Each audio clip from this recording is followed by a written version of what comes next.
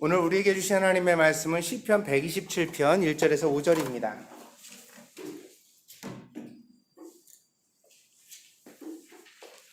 시편 127편 1절에서 5절입니다.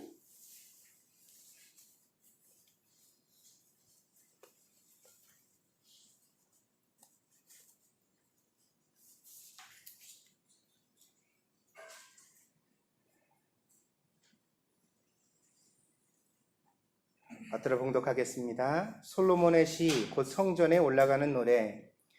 여호와께서 집을 세우지 아니하시면 세우는 자의 수고가 헛되며 여호와께서 성을 지키지 아니하시면 파수꾼의 깨어 있음이 헛되도다. 너희가 일찍이 일어나고 늦게 누우며 수고의 떡을 먹음이 헛되도다.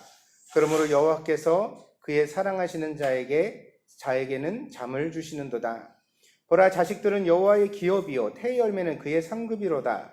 젊은 자의 자식은 장사의 수중의 화살 같으니 이것이 그의 화살통에 가득한 자는 복되도다. 그들이 성문에서 그들의 원수와 담판할 때 수치를 당하지 아니하리로다. 아멘.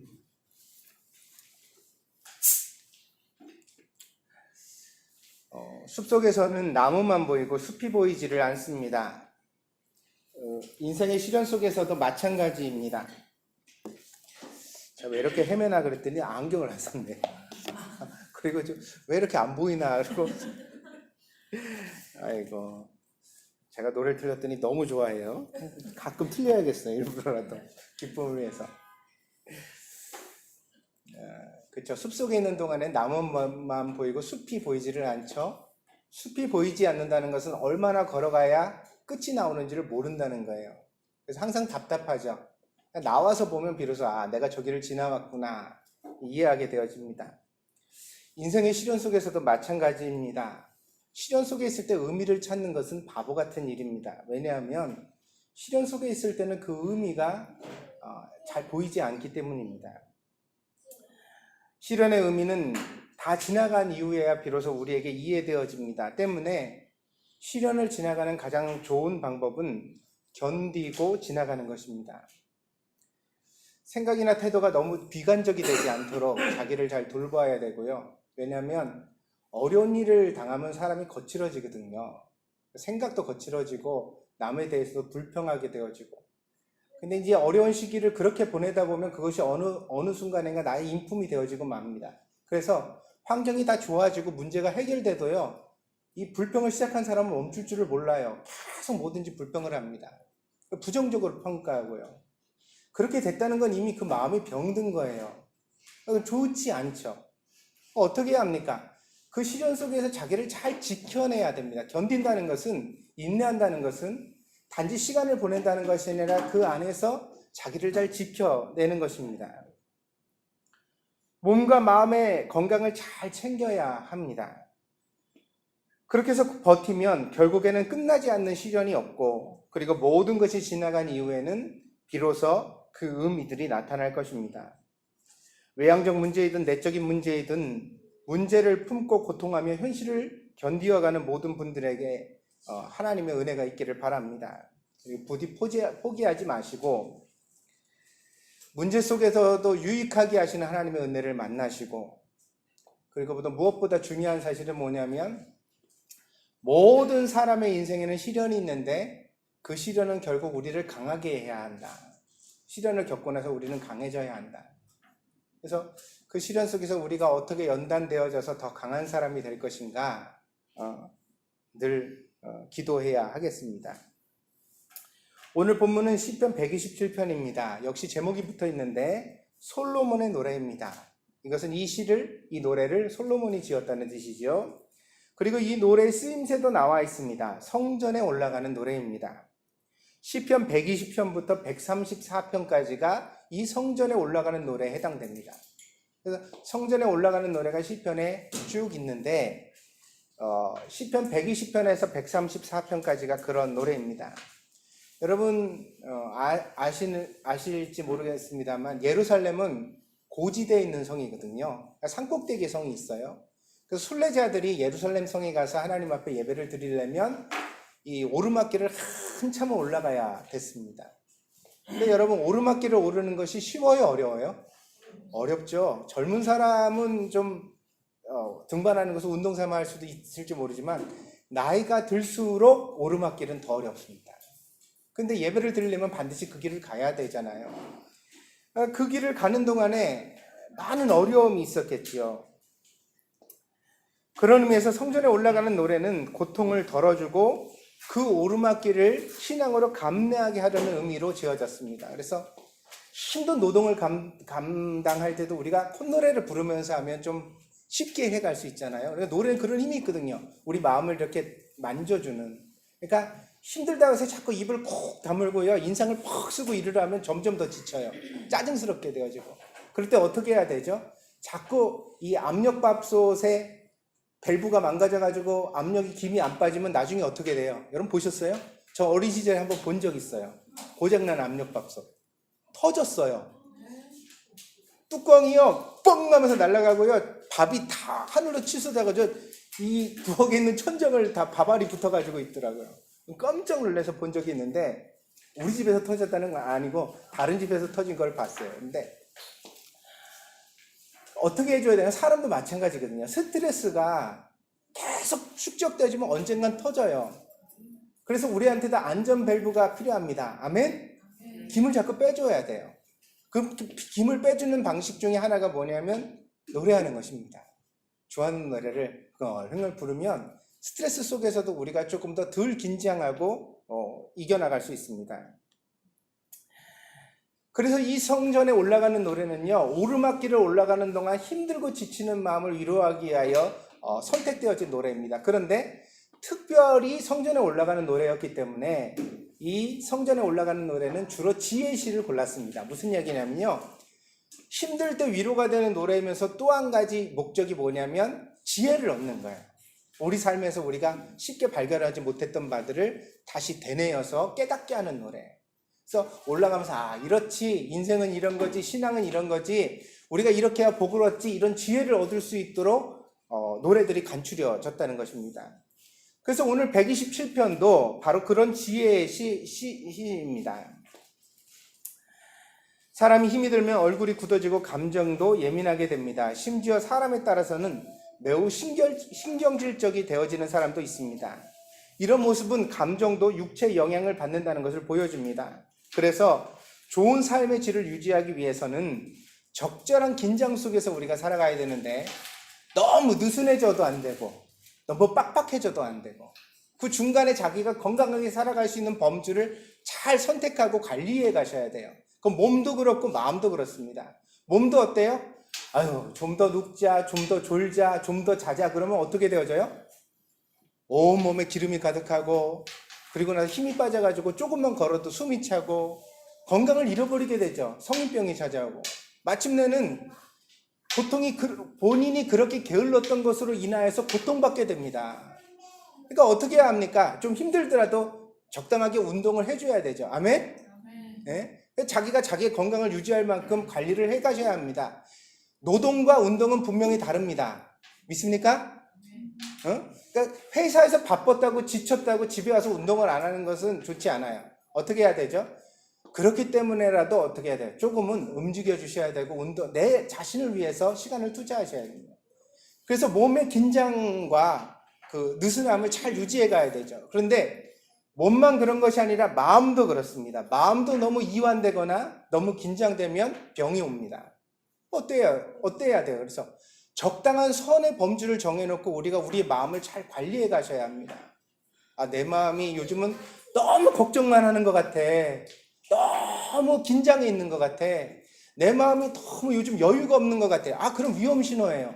그럴 때는 빨리 어떻게 방법을 찾으셔야 합니다. 마음이든 육체든 힘들 때는 뭐가 제일 좋죠? 먹는 거? 그 먹는 것도 범주에 들어가긴 합니다. 먹는 거가 그래서 무엇으로 쓰일 때? 쉬는 것으로 쓰여질 때. 맛있는 걸 먹으면 쉼이 되는 사람이 있죠. 근데 또 이런 것도 있습니다. 막 머리가 복잡하고 힘든 문제가 있으면요, 그 문제를 잠시 떠나시는 게 좋아요. 그러니까 보기 힘든 사람이 있으면 그 사람을 잠시 안 보는 게 좋고요. 아멘?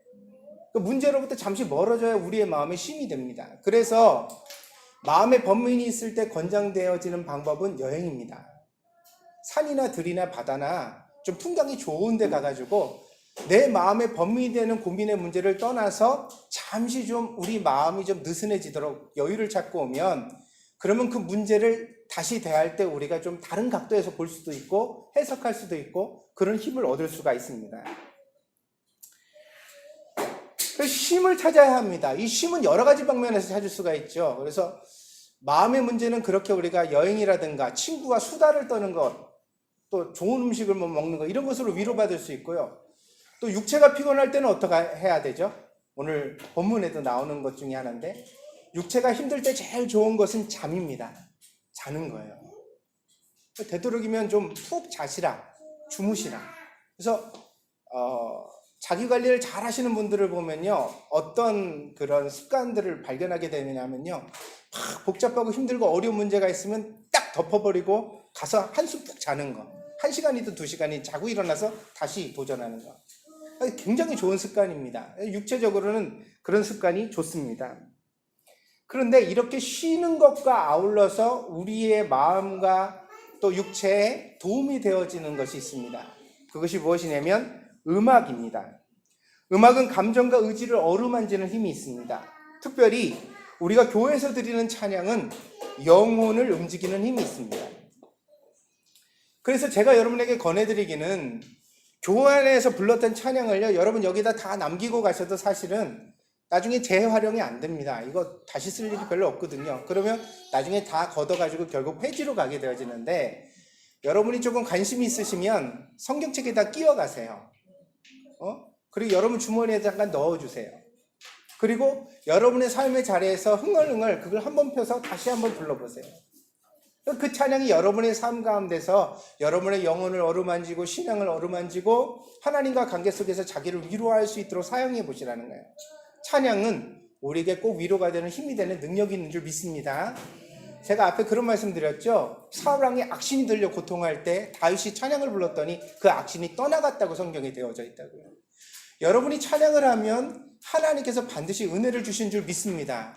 우리 마음을 어루만지십니다. 그러니까요, 사실은 유행가도 도움이 됩니다. 도움이 되는 건 긴장을 푸는 데 도움이 됩니다. 그러니까 재즈를 좋아하시든 뭐 뽕짝을 좋아하시든 여러분이 좋아하는 노래 한두 곡 18번을 가지고 있는 건 나쁜 일이 아니에요. 성도가 교인이 유행가를 불러, 그건 너무 좀 협소한 시각 아니에요? 음악에 대해서 맨날 찬양만 부르고 찬양만 들어야 된다고 생각하는 것은 너무 좀 닫혀 있는 사고가 아닐까요? 클래식도 즐기시고, 아멘? 재즈도 듣고, 뽕짝을 들어도 괜찮아요. 그거 한두 곡 좀 그렇게 내가 긴장을 풀 수 있는 노래를 가지고 있는 것도 좋습니다. 그런데 이러한 세상의 노래도 힘이 있다면 찬양은 더 큰 유익과 힘 있는 줄 믿습니다. 그러니까 찬양을 우리 마음에 붙들고 살아가는 것이 중요합니다. 그래서 이 시편 127편은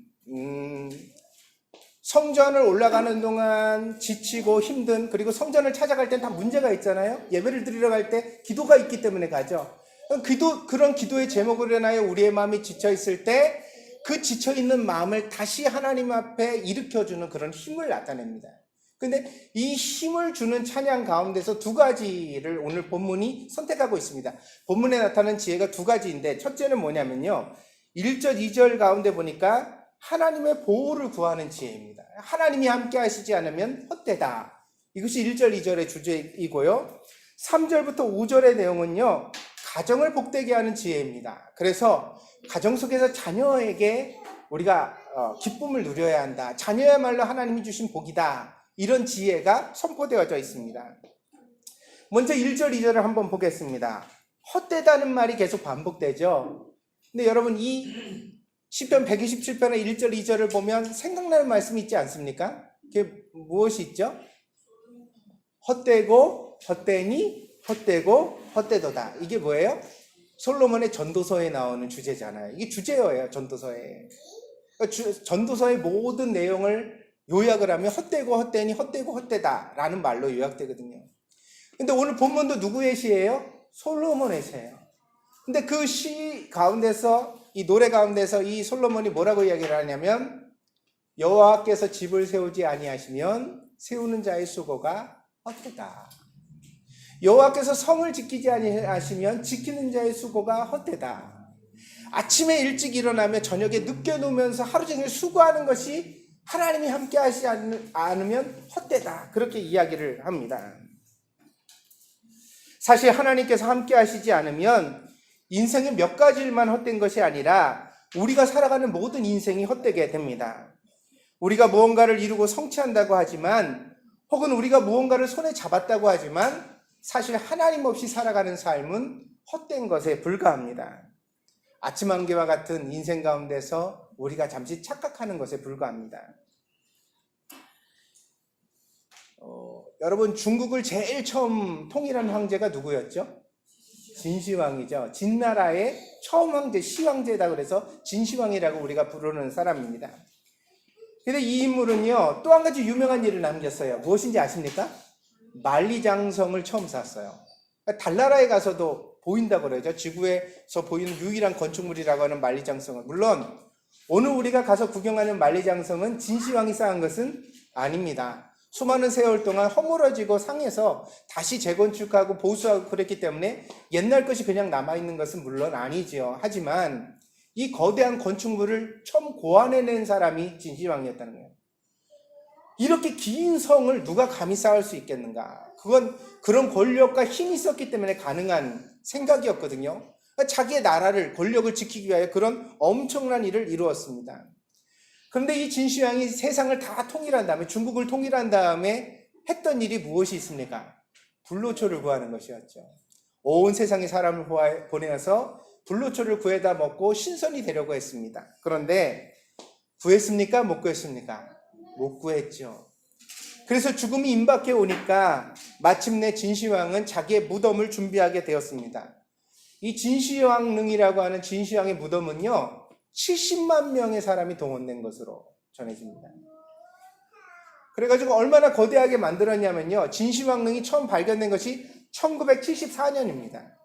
그 동네 사람이 우물을 파다가요, 도자기가 나왔어요. 여기 뭐가 있지? 덮어보니까 또 다른 게 나왔어요. 그래서 발굴되기 시작해서 보니까 이게 거대한 왕릉이 거기 있다는 것을 알게 됐고, 토병이라고 그랬죠. 진흙으로 만든 군사들이 엄청나게 나오는 거대한 장관의 무덤이 발견되었습니다.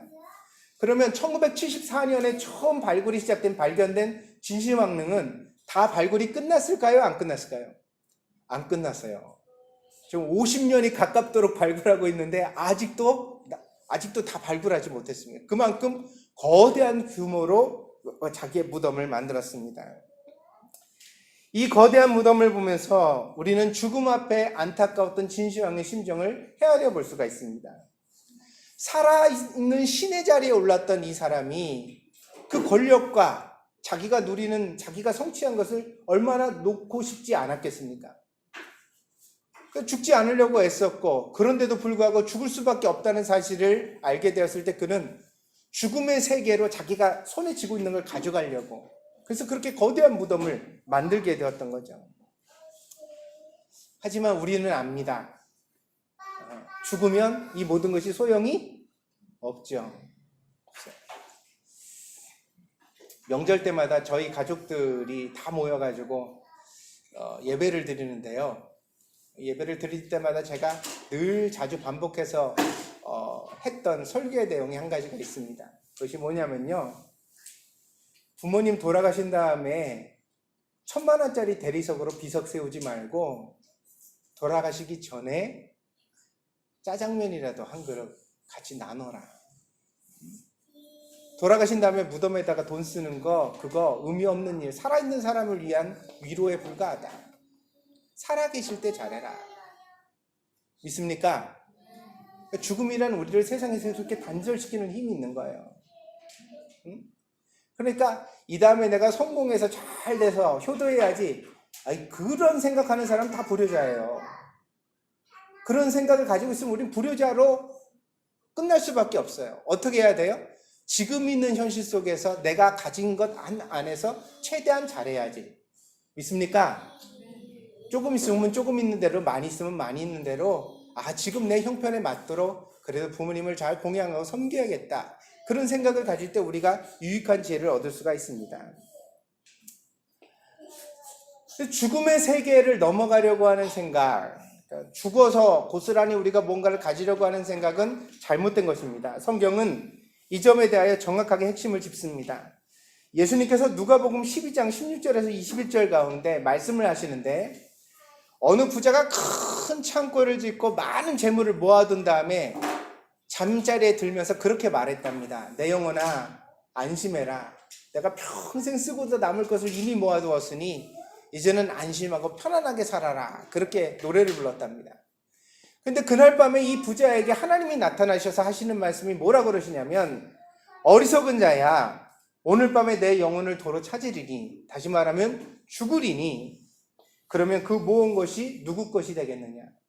네가 수고하여 쌓은 것이 도대체 누구 것이 되겠느냐? 그렇게 물으셨다는 것입니다. 그러면서 예수님은 이 이야기의 마지막을 이렇게 마무리하고 있습니다. 누가복음 12장 21절입니다. 자기를 위하여 재물을 쌓아두고 하나님께 대하여 부유하지 못한 자가 이와 같으니라. 여호와께서 함께 하시지 않으면 집을 세우는 자의 수고가 헛되다는 것입니다. 여호와께서 함께 하시지 않으면 많은 창고를 짓고 많은 재화를 모으는 자의 수고가 헛되다고 말하는 것을 그대로 똑같이 이야기를 하고 있습니다. 지금은 보통 집을 삽니다. 집을 짓는 것은 건축업자의 일이지요. 그래서 우리는 잘 지어진 집들 중에서 골라서 우리의 마음에 드는 것을 선택하여 살 수 있습니다.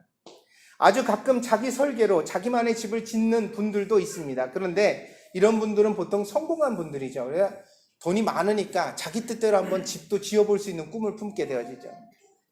근데 고대에는 모두 다 집을 직접 세웠습니다.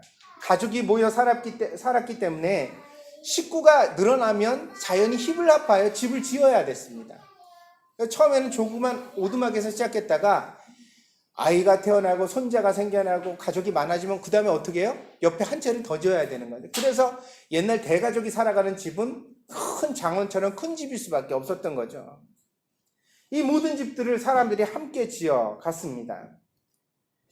그리고 이렇게 집들이 모여서 이루어지게 된 것이 성입니다. 성이라는 것은 유럽에서 보여지는 아름다운 미적인 성을 상상하시면 안 되고, 성경에 나온 성이라는 것은 집과 집이 함께 어우러져고 모여진 군락, 마을과 같은 곳을 나타내는 것입니다. 보통 집을 지을 때는 무엇을 생각하게 됩니까? 집을 지을 때 미래를 생각하게 됩니다. 왜냐하면요, 집을 짓는 일이 쉽지 않기 때문에 당장 눈앞의 것만 보고 집을 지으면 후회하게 되거든요. 당신이랑 나랑 둘이 재밌게 살아 그러면서 단칸방 지었는데 애가 5명이 태어났어요. 어떻게 해요, 그러면? 그럼 다시 지어야 되잖아요. 고통스러운 거죠. 그러니까 집을 지을 때 어떻게 생각해요? 가족계까지도 생각을 하고, 또 친구가 와서 자고 갈 것도 고려하게 되고, 그런 미래를 생각하면서 집을 설계하고 짓게 되어지는 거죠. 그래서 견고함을 위해 기초공사를 충분히 하고 미래를 설계하면서 집을 짓게 되어집니다. 앞으로 늘어날 식구와 필요해질 공간까지 고려하며 집을 짓습니다. 그런 의미에서 집을 세우고 성을 지키는 일은 어떤 사람의 인생을 함축하는 일입니다. 동시에 그 사람이 생각하는 미래를 상징하기도 합니다. 그래서 나는 부자가 될 거야 그러면서 집을 지면서 창고를 아주 거대하게 졌는데 흉작이 들었어요. 그럼 어떻게 해요? 지은 것이 다 허사가 되잖아요. 그 사람의 미래가 함축된 것이 집을 짓는 일이란 말이에요. 이와 관련하여 우리가 꼭 읽어야 할 성경 구절이 신약에 있습니다. 야고보서 4장 13절입니다. 들으라, 너희 중에 말하기를 오늘이나 내일이나 우리가 어떤 도시에 가서 거기서 1년을 머물며 장사하여 이익을 보리라 하는 자들아, 내일 일을 너희가 알지 못하는도다. 너희 생명이 무엇이냐? 너희는 잠깐 보이다가 없어지는 안개니라. 너희가 도리어 말하기를 주의 뜻이면, 주께서 허락하시면 우리가 살기도 하고 이것이나 저것을 하리라 할 것이거늘 이제도 너희가 허탄한 자랑을 자랑하니 그러한 자랑은 다 악한 것이니라. 그러니까 하나님 없이 미래를 설계하는 것은 허무한 일이나 악한 것이라는 거예요. 하나님이 내일 살게 할지 안 살게 할지도 알지 못하면서 10년 후를 20년 후를 마음에서 생각한다는 것이 얼마나 교만한 일이라는 거예요. 그래서 우리가 미래를 설계할 때는 반드시 무엇을 가져야 돼요? 두려움을 가지고 하나님 앞에 겸손해야만 합니다. 내가 이 직장을 10년쯤 잘 다니고 나면 집을 살 수 있겠지? 그게 우리 마음대로 되는 일이 아니거든요. 미래는 사람의 시간이 아닙니다. 그것은 철저하게 하나님의 시간입니다. 때문에 우리는 미래를 설계할 때 반드시 하나님께 물어야 하고 또 겸손해야만 합니다. 그래서 하나님 없이 미래를 설계한다는 것이야말로 오만하고 어리석은 일이라고 성경은 가르쳐주고 있습니다. 많은 자식을 낳고 부자가 될 것이라고 상상해서 큰 집을 지었는데 전쟁이 나면 다 한순간에 잿더미가 되고 말지 않습니까? 그러한 일들을 고대 사람들이 많이 겪었던 것입니다. 그래서 하나님이 함께 해주시지 않으면 내가 꿈꾸는 미래가 허망하다, 잘못될 수 있다. 여러분, 처음부터 가난한 게 좋을까요?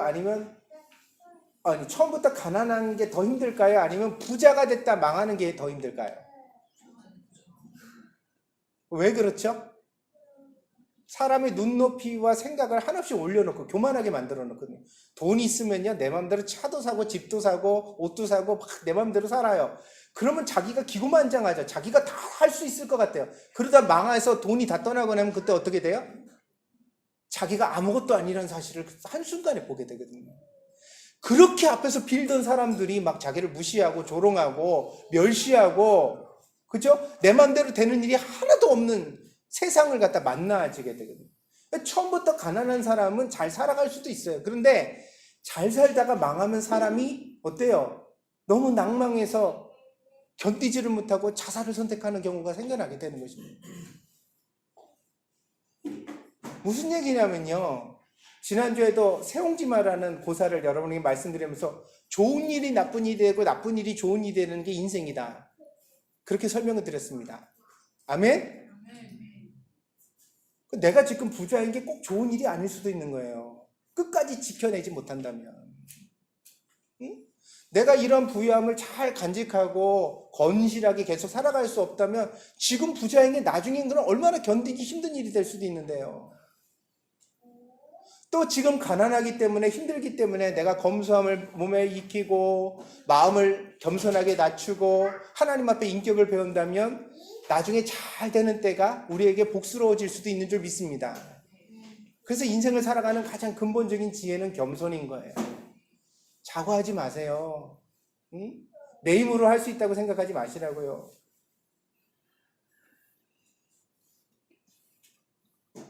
갑자기요, 대한민국에 코로나 바이러스가 엄청나게 번져가지고 지금 난리가 났습니다. 신천지라는 이단 집단 하나가 정말 대한민국을 갖다가 수렁으로, 전염병의 수렁으로 그냥 다 빠뜨린 현실을 우리가 보게 되어집니다. 근데 그걸 보면서 생각해 봤습니다. 그리고 제가 여러분한테 설교드리면 그런 설명 드렸잖아요. 나이 드신 분들한테는 급히 위험하지만 젊은 사람들한테는 그렇게 위험하지는 않은 것 같다. 감기같이 가볍게 앓고 일주일 만에 낫는 사람도 있더라. 여러분들 너무 놀라지 마시라, 그렇게 설명을 드렸죠. 근데 우리나라에서 희생자가 나온 분 중에 보니까는 30대, 50대 그런 분들도. 그러니까 어떤 사람에게 이 치명적이 되는지 모르기 때문에 우리가 불안한 거예요. 이 병을 확실하게 알게 돼서 뭐 당뇨병이 있는 분은 많이 조심해야 된다, 혈압이 있는 분은 특별히 이걸 조심해야 된다, 이렇게 나오면 그거 있는 사람들을 조심하면서 우리가 대책을 세워갈 수 있겠죠. 근데 지금 이 병이 새 병이기 때문에 우리가 모르니까 이게 우리 아이한테도 어떻게 될지, 임산부는 어떨지, 청년은 어떨지 이게 모르니까 우리가 극한 두려움과 불안을 가지고서 대하게 되어집니다. 조심해야 되거든요. 조심해야 됩니다. 일본도 한국도 우리가 바짝 한 2주, 3주 다 같이 조심해서 정말 이 병을 여기서 더 이상 퍼지지 않도록 방지하고 끝낼 수 있었으면 제일 좋은 줄 믿습니다. 그러면 우리가 손도 열심히 씻고 마스크도 쓰고 함께 협력하면서 잘 해야겠죠. 나 하나쯤 나는 괜찮으니까. 어저께인가 태극기 집회 광화문에 나온 노인들이 그랬다면서요. 광장에서는 안 걸린다고. 광장에서는 안 옮기니까 걱정 말라 그러면서 다녔다고. 그런 양반들 때문에 세상이 다 혼탁해지고 힘들어지는 거예요. 나 하나쯤 괜찮다. 나 하나쯤 길 마음대로 건너도 괜찮고 길거리 쓰레기 버려도 괜찮고 나 하나쯤 거짓말해도 괜찮고 나 하나쯤은 내 마음대로 살아도 된다고 하는 사람으로 인하여 세상은 망가지는 거예요. 그래서 우리가 함께 겸손해야 될 줄 믿습니다. 정말 하나님 앞에 조심하는 마음을 함께 가져야만 합니다. 그래서 2절의 결론은 뭡니까? 하나님께서 사랑하시는 자에게 잠을 주신다는 것입니다. 잠은 불필요한 걱정과 염려에서 벗어나는 안식을 뜻합니다. 그래서 사람이 마음의 평안이 없으면 잠을 이루지 못하게 되지요. 생각과 마음이 고요해야 비로소 깊이 잠잘 수 있습니다. 그래서 이 시편 127편의 2절이 우리에게 뭘 말해줘요? 여러분, 우리는 잠이 필요한 줄 믿습니다. 잘 자야 되죠. 근데 그걸 어떤 사람이 잠을 얻는다 그랬어요?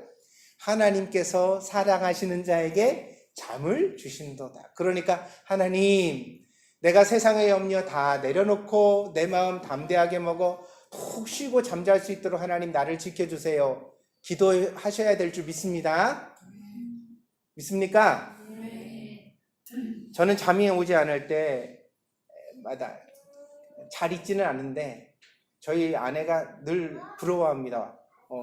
너무 쉽게 잠을 잔다고요. 졸릴 때까지 끝까지 뭐 책 보고 딴 일 하다가 잠이 오면은 와가지고 탁 누우면 한 30초, 1분 만에 잠이 들거든요. 그러니까 저희 아내가 몹시 부러워하고, 제가 어쩔 때는 아내한테 말을 시켜가지고 뭐라고 대화를 하다가 저 혼자 잠이 듭니다. 이제 잠이 깨가지고 못 자거든요. 저희 아내는 불면증이 있어가지고 잠을 못 자면 굉장히 고통스러워하는데, 그래서 가끔 미워하기도 합니다. 그런데 저도 잠이 안 올 때가 있어요. 사람이니까. 저희 어머니 아프시다는 소식 들었을 때도 제가 잠을 잘 이루지 못했고요. 또 아이들 때문에 속상할 때도 아버지니까 잠을 이루지 못하고 그럴 때가 있습니다. 그러면 저는 어떻게 하느냐면요, 주기도문을 외워요. 근데 그냥 외우는 게 아니라 진심으로 외웁니다. 한 절 한 구절 곱씹으면서 간절하게 외웁니다. 저는 주기도문을 이렇게 외웁니다. 일용할 양식을 주시는 하나님, 모든 경제적인 문제에서 나를 구원해 주세요. 용서를 가르쳐 주신 하나님, 사람에게 다친 내 마음을 회복시켜 주세요. 나는 참 용서하는 게 너무 힘든 것 같습니다. 난 용서가 잘 안 되네요. 그런데 우리가 우리의 죄를 사하여 준 것 같이 우리의 죄를 사하여 주시옵소서. 주님 그렇게 가르치셨으니까 용서를 가르쳐 주신 주님, 내 마음에 용서가 와서 그 사람 용서할 수 있도록 도와주세요. 나의 연약함을 아시는 하나님, 내가 강한 척해도 의지도 약하고 생각도 약합니다. 그래서 상처받기가 쉽습니다. 그러니까 나로 시험에 들지 않도록 나를 지켜주세요. 그렇게 주기도문 한 절 한 절을 정말 간절하게 곱씹으면서 하나님 앞에 외워 기도를 드리다 보면 어느샌가 그 기도 속에서 잠이 드는 저 자신을 경험하게 되어집니다.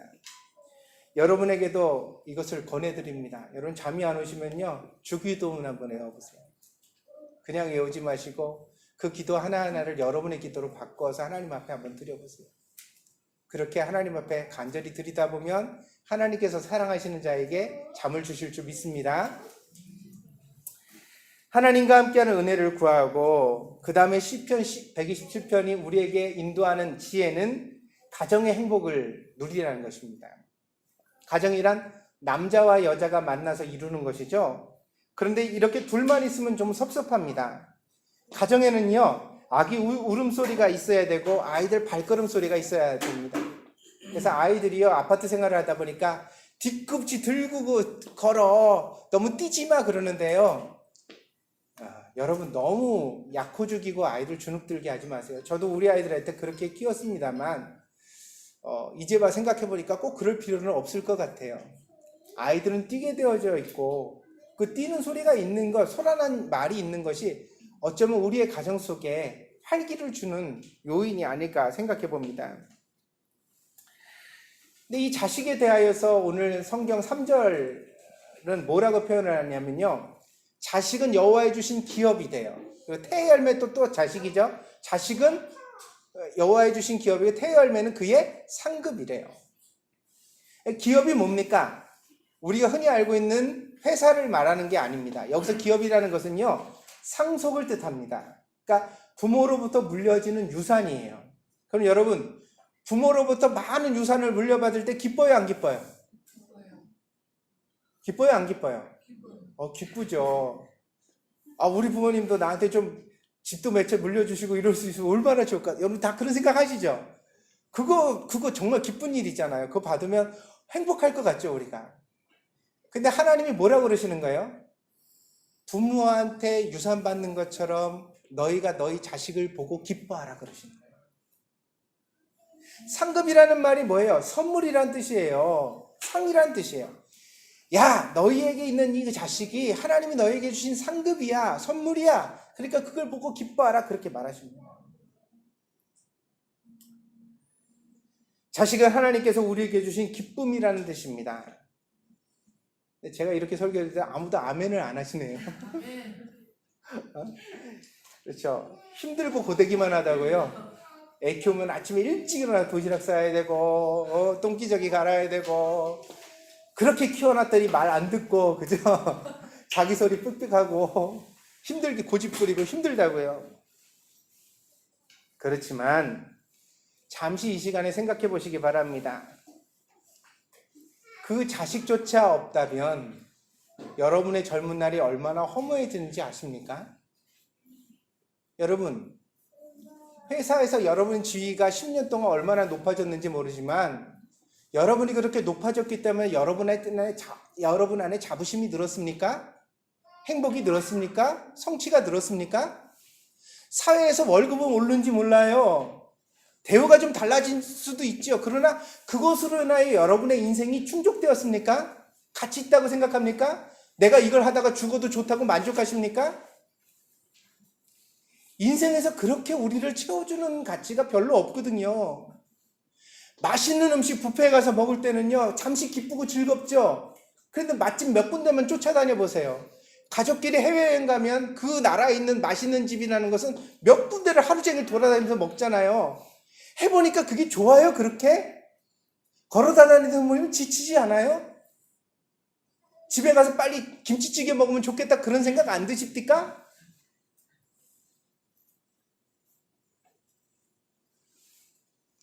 인생이 해보면 다 마찬가지예요.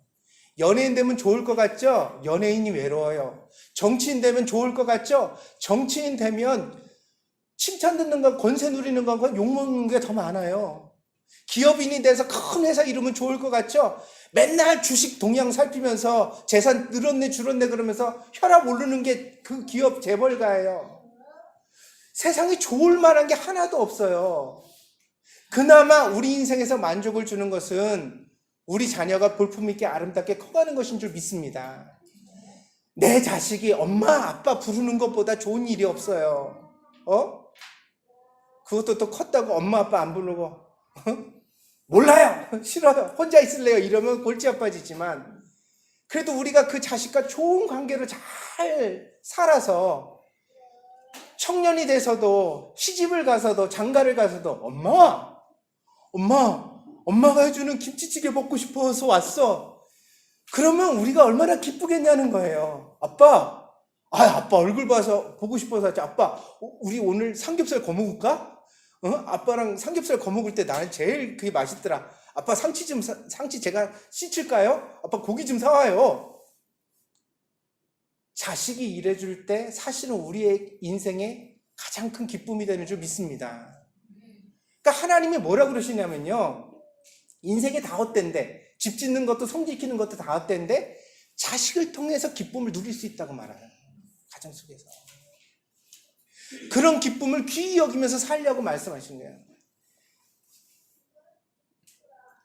요즘 저희 그 둘째가 구직 취업 활동을 하고 있는데 가서 면접 보고 이런 걸 하다 보니까 좀 스트레스가 있나 봐요.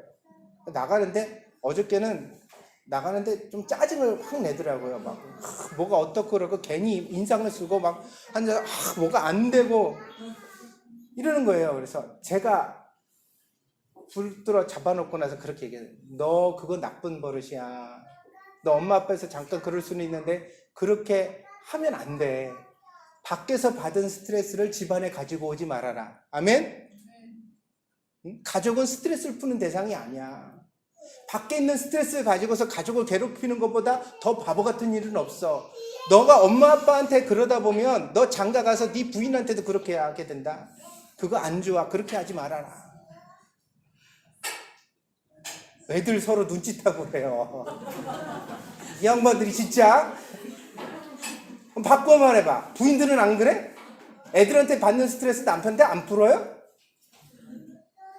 어디 설교 들으면서 남 가르치는 손가락질해. 남을 비판하는 그 비판으로 너희가 비판받게 될 것이요. 믿습니까? 그러지 말란 말이에요. 행복한 가정은 어떻게 누려져요? 우리가 함께 노력함으로써 막 갖고 가는 거예요. 밖에서 어떤 일이 있어도 들어올 때는 웃는 얼굴로. 아멘? 그리고 하루 종일 아이들과 어떤 일이 있어도 남편이 처음 들어오면 웃는 얼굴로. 아멘? 그렇게 맞아서 우리가 노력해 가야 가정 안에서 웃음소리가 넘치고 행복이 있게 되고 기쁨이 있게 되고, 애들도 그걸 보고 자라야 이 다음에 그런 가정을 꾸리겠죠. 근데 애들이 맨날 엄마 아빠한테 본 게 그거야. 아버지 퇴근에 들어오자마자 엄마는 바가지 긁기 시작해. 아, 오늘 하루 종일 뭐가 어떻고 저떻고 힘들고 나는 못 살겠고 힘들고 진짜. 이 바보 같은 사람아, 자기 인생을 자기가 망치고 있다는 것을 몰라요? 남편은 밖에 나갔다 들어오면서 문 열자마자 인상을 내천자를 여기다 그리고 뭐가 그렇게 화가 났는지. 이 바보 같은 남자야. 그게 자기의 행복의 쉼의 안식처를 무너뜨리고 있다는 걸 몰라요? 여러분, 흔들의자 편안해 보이죠? 그래요, 안 그래요? 좋죠? 거기 누워서 책 보다가 잠들면 좋을 것 같지 않습니까? 좋아하는 분도 있고 안 좋아하는 분도 있는데, 그럼 침대라고 칩시다. 하여튼 여러분이 제일 좋아하는 자리를 하나 골라서 여러분 상상해 보세요. 거기서 여러분이 쉬면은 피로가 싹 풀릴 수 있을 것 같아요. 그런데 그 중간에다가 허리맡에다가 애들 놀던 레고 조각 2-3개만 놓고 나서 한번 누워봐요. 앉아봐요. 편해요, 안 편해요? 얼마나 찔리고 아파요? 세상에서 제일 고통스러운 게 애들이 방바닥에 흘려놓은 레고를 맨발로 밟았을 때 그건 진짜 피할 수 없는 아픔이에요.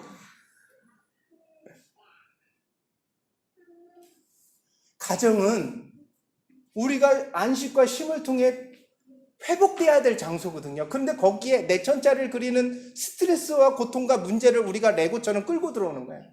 거기다 놔둬. 그러면 내가 쉴 데가 없죠. 회복될 자리가 없어요. 그러면 우리는 늘 힘들게 사는 거예요, 인생이. 왜 그렇게 사십니까? 부부가 얼굴 맞이하고 된장찌개 끓여 먹을 때 행복하기를 바랍니다. 좋은 얘기 많이 하시기를 바랍니다. 칭찬도 해주시고요. 누가 뭐 힘든 얘기하면 들어주시고요.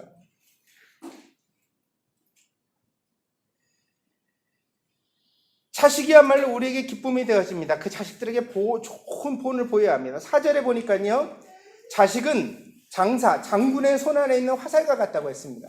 저는 이 말씀을요 되게 오래 묵상했어요.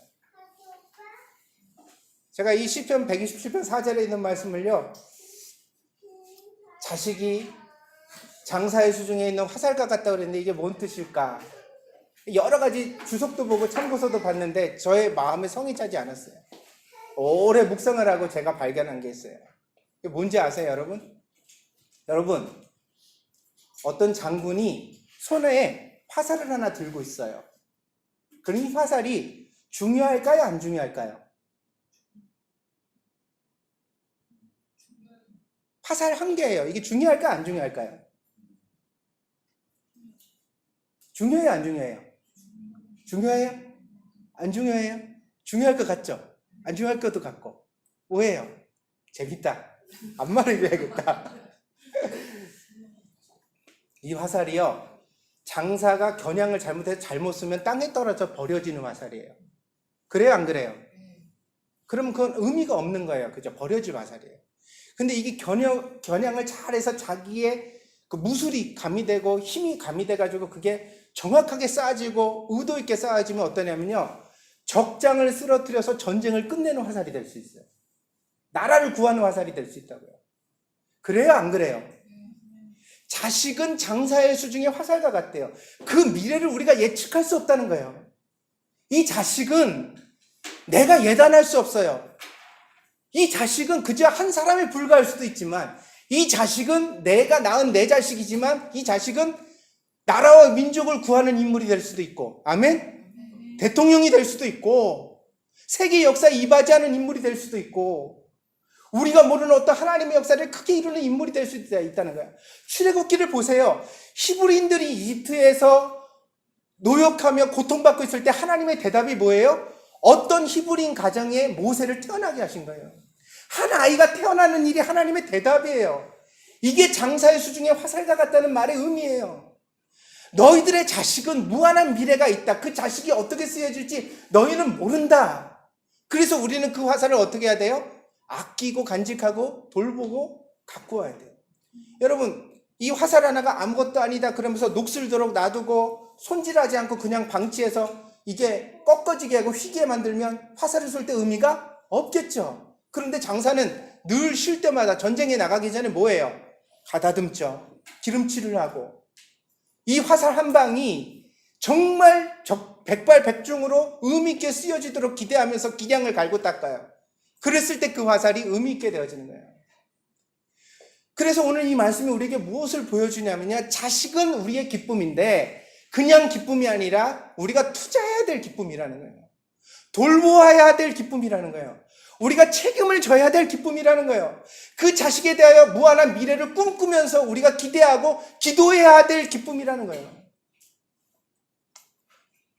여러분의 아이를 보면서 꿈꾸는 부모가 되시기를 바랍니다. 정말 이 아이가 귀한 아이가 될 수 있다는 가능성을 두고서 항상 애쓰는 부모가 되어지기를 바랍니다. 이와 같이 우리가 돌보아 갈 때 바로 우리의 자녀들이 우리에게 아름다운 축복이 되어지는 것입니다. 앞에 1, 2절이 하나님이 안 계시면 우리의 인생이 헛되다 그랬고요. 3절, 5절은 자식은 우리에게 축복이다 이렇게 되어져 있습니다. 그래서 어떤 학자들은 실제로 127편은 두 개의 노래가 하나로 합쳐진 것이다 그렇게 해석하기도 합니다. 그러나 저는 다르게 생각합니다. 이 두 개의 지혜는 신앙의 본질을 간파한 솔로몬의 노래입니다. 여러분, 창세기 보면 에녹이라는 인물이 나오는데요. 에녹에 대하여서 창세기 5장 24절에 어떻게 기록했냐면 에녹이 하나님과 동행하더니 하나님이 그를 데려가심으로 세상에 있지 아니하였더라. 에녹은 살아서 천국에 간 사람이라고 기록되어져 있어요. 근데 살아서 천국에 갈 정도니까 신앙생활을 어떻게 했어요? 잘했겠죠. 그럼 에녹은 신앙생활을 도대체 어떻게 했길래 하나님이 죽지도 않고 천국에 데려갈 만큼 그렇게 인정을 받았을까? 5장 21절부터 23절까지 보니까 이렇게 에녹의 인생을 요약합니다. 에녹은 65세에 무두셀라를 낳았고 무두셀라를 낳은 후 300년을 하나님과 동행하며 자녀들을 낳았으며 그는 365세를 살았더라. 왜 365세로 끝났을까요? 하나님이 그때 데려가셔서 더 이상 세상에 없어 나이가 처지지 않은 거예요.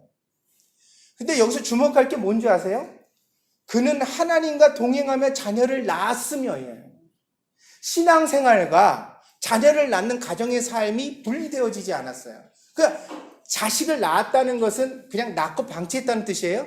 아니죠. 자식을 키워 우리가 한 수고를 에녹도 했다는 거예요. 아이에게 젖을 먹이고 아이에게 먹을 걸 벌어다 주기 위해서 노동을 하고 그 아이를 위하여 수고하고 가르치고 교육하고 애쓰고 살았다는 거예요. 그런데 그가 그렇게 자식을 위하여 애쓰고 살았던 삶이 하나님이 보시기에 무엇이었냐면 신앙생활이었다는 거예요. 하나님이 그래서 너 정말 신앙생활 잘하는구나. 그래서 에녹을 천국으로 살아있는 채 데려가셨대요. 여기서 우리가 배워야 될 게 무엇이냐면요, 교회 안에서만 신앙생활이 있는 게 아니에요. 믿습니까? 집을 세우는 것, 성을 지키는 것, 아침에 일찍 일어나 저녁에 늦게 누울 때까지 수고하는 모든 삶의 과정이 사실은 신앙의 연장이에요. 심지어는 자식을 키우는 것도 하나님과 함께여야 된다는 거예요. 그래서 성전에 올라갈 때 이 노래를 부르도록 이스라엘 사람들이 정하였던 것이에요. 왜요? 내가 지금 성전에 가는 동안만 신앙생활을 잘해서 되는 게 아니야. 나는 예배를 드리고 돌아갈 텐데 어디로? 나의 집으로, 나의 자식에게로. 그런데 내가 예배를 드리고 집에 돌아가서는 자식에게 화내면 돼요, 안 돼요? 자식에게 짜증내면 돼요, 안 돼요? 남편에게 짜증 부리면 돼요, 안 돼요? 아내에게 막 괜히 신경질 부리면 돼요, 안 돼요? 그렇지 않게, 내가 가정에서도 믿는 자답게 살아야 되는구나. 내가 하나님의 말씀을 가까이 하고 하나님과 동행하는 삶을 살아야 됩니다. 그것을 기억하도록 성전에 올라가는 노래로 이 시편 120시편을 정하여 가졌던 것입니다. 그러므로 오늘 여러분에게 권면하여 드립니다. 여러분, 여러분의 삶에 신앙의 삶을 회복하고 확장해 가십시오. 자식을 잘 키우는 게 신앙생활인 줄 믿습니다. 그러니까 아이가 눈빛을 마주치고요, 자기 아이랑 얘야, 나는 너를 사랑한단다. 네가 정직하고 건강하게 크기를 바래 라고 말하는 거는요, 부모로서 그냥 덕담을 하는 게 아니에요. 그 안에 우리는 하나님을 믿는 사람이니까 우리가 그렇게 말해줄 때는 그 말이 기도가 되는 줄 믿습니다. 남편이 출근할 때 어깨를 타덕타덕 그래서 여보 오늘 좋은 하루 되기를 바래. 오늘 좋은 하루. 제가요 설교 준비를 하고 칼럼 쓰고 뭐 제가 하는 일들이 좀 있어가지고 일을 하다가 새벽에 잠들 때가 많아요. 새벽에 4시, 5시 이렇게 해서 잠이 들거든요. 그래도 저희 아내가 아침에 출근할 때면 꼭 일어나요. 저는 남편을 배웅하는 아내가 아니라 아내를 배웅하는 남편. 아내를 배우면서 여보 좋은 하루 되길 바래. 오늘 꼭 좋은 하루 되세요. 그러면서 보내요. 제가 그게 남편으로서 하는 인사말만은 아니에요. 그 인사는 제가 가진 신앙 속에서 아내를 향하여 드리는 기도도 되는 줄 믿습니다. 그렇게 확장해 가는 거예요, 우리가 신앙. 그러니까 그렇게 내가 이렇게 아이에게 하는 말이 기도라고 내가 느끼는 순간 내가 함부로 말할 수 있을까요, 없을까요? 이 망할 놈의 새끼 이런 거. 너는 싹수가 노래 이런 말 우리 할 수 있을까요, 없을까요? 못하게 되죠. 어떻게 한 샘에서 쓴물과 단물이 한꺼번에 나옵니까? 기도하는 입을 가지고 어떻게 우리가 함부로 말할 수 있습니까? 그러니까 신앙이 그렇게 확장되어져 갈 때 비로소 하나님과 동행하게 되고 그렇게 동행하는 신앙생활을 해야 우리의 삶에 하나님의 축복이 넘치게 되어지는 것입니다. 그러니까 여러분 이 비결을 꼭 마음속에 배워가는 여러분들이 되어지기를 바랍니다. 자 여기 보세요. 아까 제가 부부에 대해서 조금 설교를 드렸더니 서로 눈짓을 하셨어요. 근데 그러지 마시고 오늘 이 설교는 여러분들이 들으셔야 됩니다. 믿습니까? 상대방이 아니라 내가 변해야 합니다. 내 마음에 새겨가십시오. 그리고 나부터 변하십시오. 믿음 있는 사람답게 말하시고 표정을 지시고 행동하십시오. 그럴 때 하나님께서 그것을 보시고 여러분에게 은총을 주시고 축복을 주실 줄 믿습니다. 여러분의 자녀들이 감람나무처럼 아름답게 장성해 가기를 축복합니다. 여러분의 남편들이 건강하고 보람있게 늙어가기를 축복합니다. 여러분의 아내가 갱년기 우울증 오지 않고 세상에서 시달려가지고 거친 여자 되지 말고 곱고 아름답게 아름다운 여인으로 나이 먹어 가기를 축복합니다. 여러분의 삶의 자리가 가정 속에서 항상 찬양 소리가 넘쳐나고 아이들의 웃음소리가 넘쳐나는 가정이 되기를 축복합니다. 그것이 하나님과 함께하는 데서 나오는 축복입니다. 여러분들이 꼭 이 은혜를 누리는 가정 되시기를 바랍니다. 기도하겠습니다.